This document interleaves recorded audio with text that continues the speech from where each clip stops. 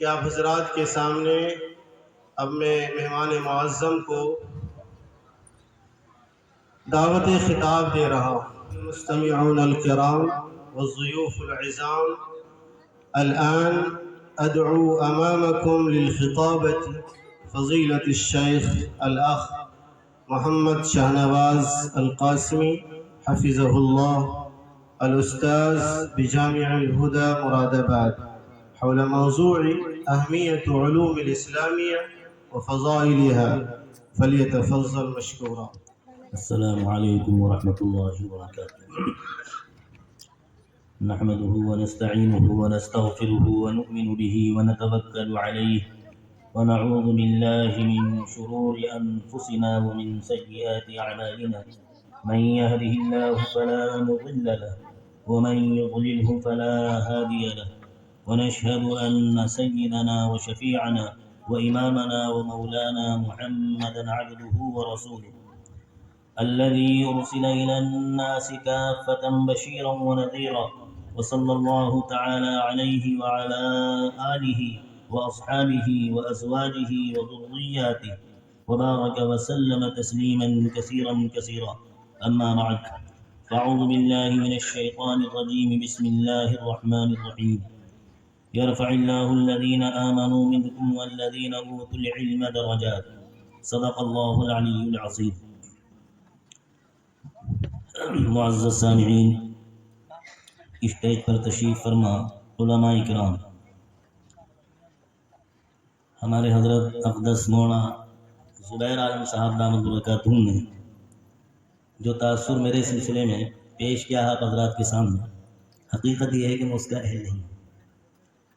اور سچی اور بالکل یقینی بات یہ ہے کہ میدانی خطابت سے میرا کوئی تعلق اور واسطہ نہیں۔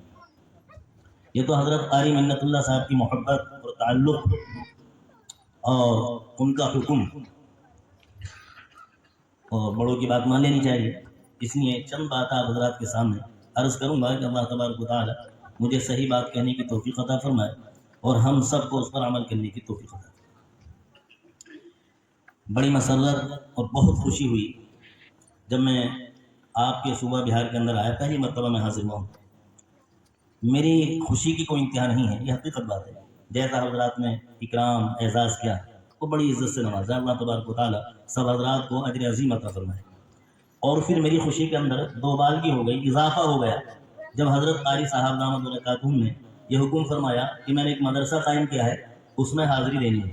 میں جب یہاں آیا تو مجھے اور بے حد خوشی ہوئی۔ حضرت قاری صاحب کی اس محنت کو، کوشش کو اللہ قبول فرمائے، اور حضرت نے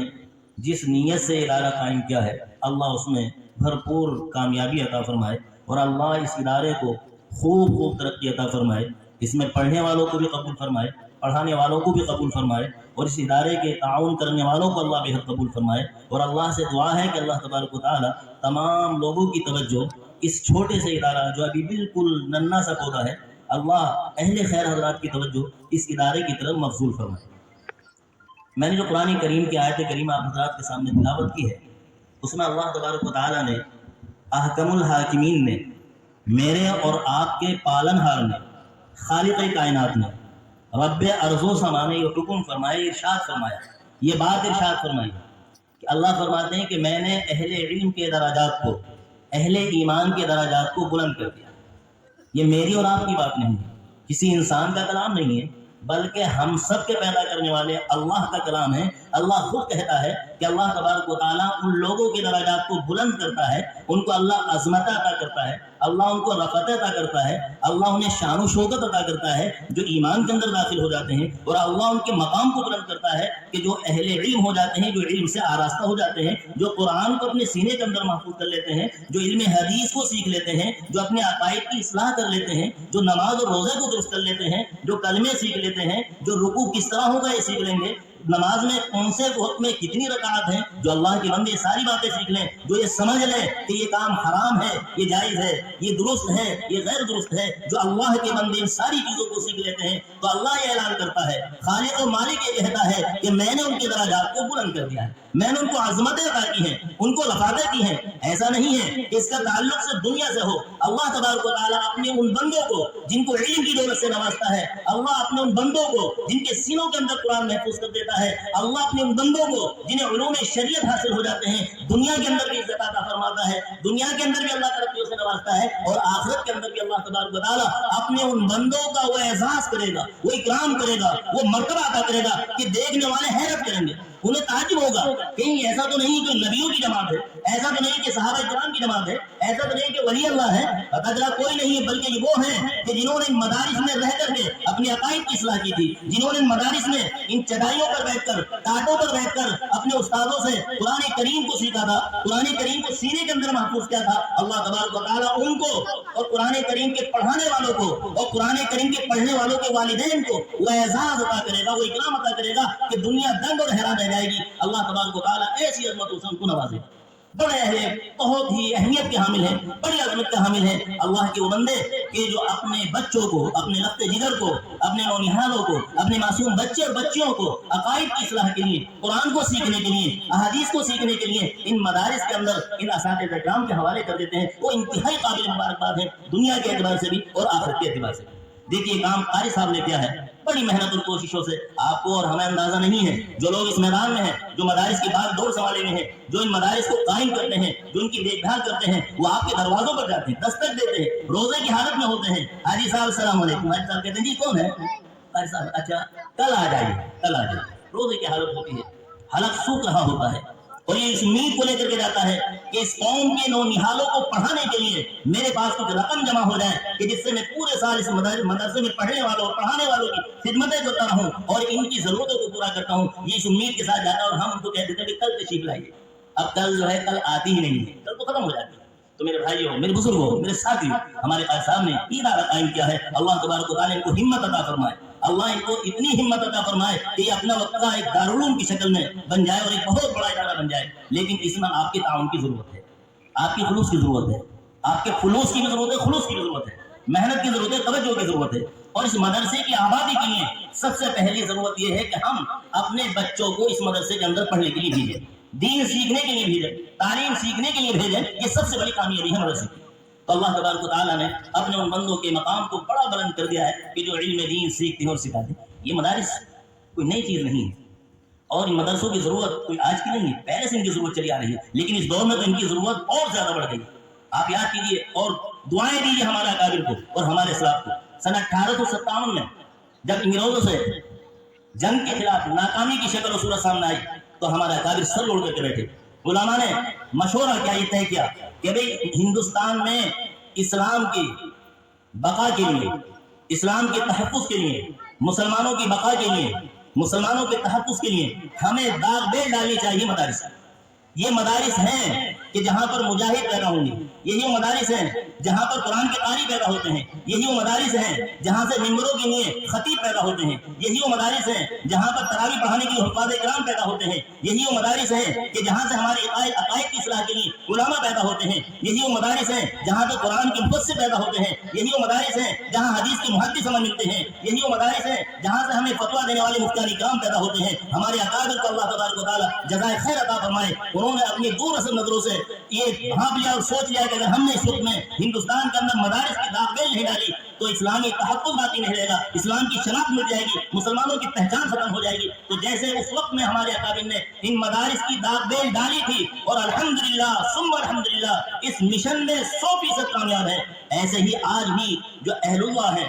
جو اپنی قوم کی فکر رکھتے ہیں، جنہیں احساس ہے کہ ہماری قوم کہاں جا رہی ہے، آج بھی ایسی نظر رکھنے والے اہل اللہ موجود ہیں، وہ جہاں ضرورت سمجھتے ہیں، جہاں موقع سمجھتے ہیں، جہاں بہتر سمجھتے ہیں، ان مدارس کی بنیادیں قائم کر دیتے ہیں اور ان مدارس کو قائم کر لیتے ہیں۔ لیکن ہمیں ان کی تعاون کی ضرورت ہے، ان سے محبت کی ضرورت ہے۔ اللہ تبارک و تعالیٰ ہم سب کے یہاں بیٹھنے کو قبول فرمائے اور ہم سب کے پڑھنے پڑھانے کو قبول فرمائے۔ یہ وقت متقاضی نہیں ہے کہ بات کی جائے، اور میں اس مزاج کے آدمی بھی نہیں ہوں۔ میں نے جو قرآن کریم کی آیت پڑھی ہے صرف ایک مختصر سا واقعہ سنا کر کے انشاءاللہ اپنی بات ختم کروں۔ اللہ تبارک و تعالیٰ اہل علم کا وہ مقام عطا کرتا ہے کہ ہماری عقلیں حیران رہ جاتی ہیں، دنیا کے اندر بھی آ سکتی ہیں۔ بھائی دنیا کے اندر آپ دیکھیں، جب رمضان مبارک کا مہینہ ہوتا ہے یا عام حالات، آپ مسجد کے اندر تشریف لے جاتے ہیں اور مسجد کے اندر مکھیا بھی موجود ہوتے ہیں، چودھری صاحب بھی ہوتے ہیں، پردھان جی بھی ہوتے ہیں، ممبر صاحب بھی ہوتے ہیں، اور اسی مسجد میں ایک معصوم سا قرآن پڑھنے والا بچہ بھی ہوتا ہے۔